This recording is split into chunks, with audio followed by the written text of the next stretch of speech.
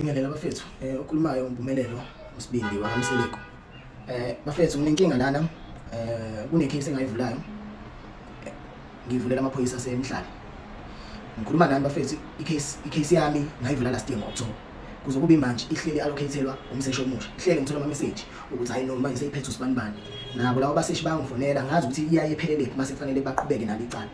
Kodwa uyaye uthole vele sokuthola imessage nje ukuthi seyiphethe umuntu.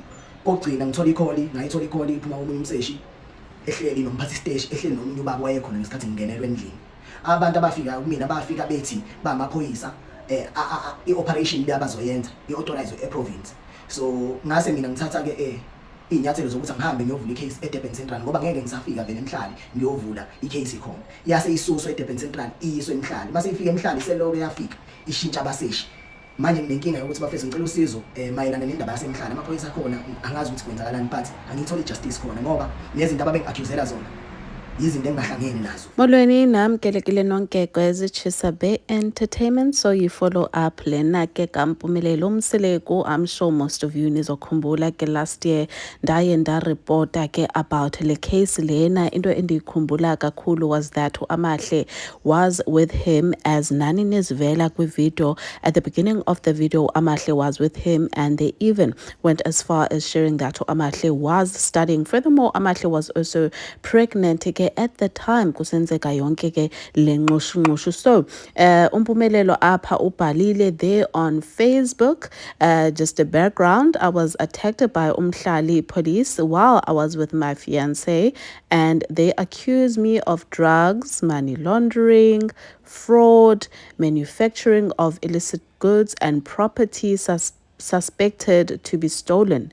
When they got in, they mentioned human trafficking as one of the offenses too, and they said they were authorized by the provincial South African police services to come and raid me. Uyeke waveza neminyango guys niyayibona into ba irebukile iphukile kuyalena nalena ke you guys.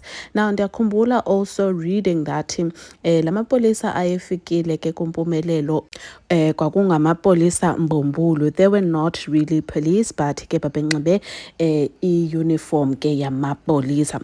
So people have been giving uMpumelelo different advices.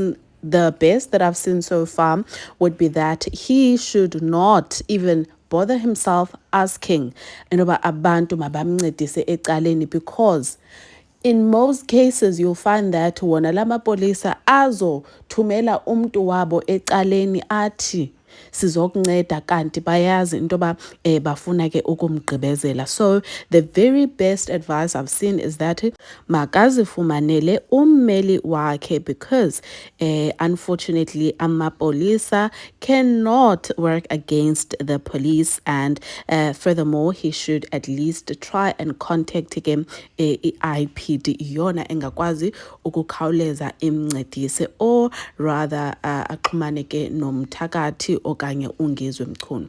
So yake naso ke guys, story se our your thoughts must engage in Zonmona shortly. Bye guys.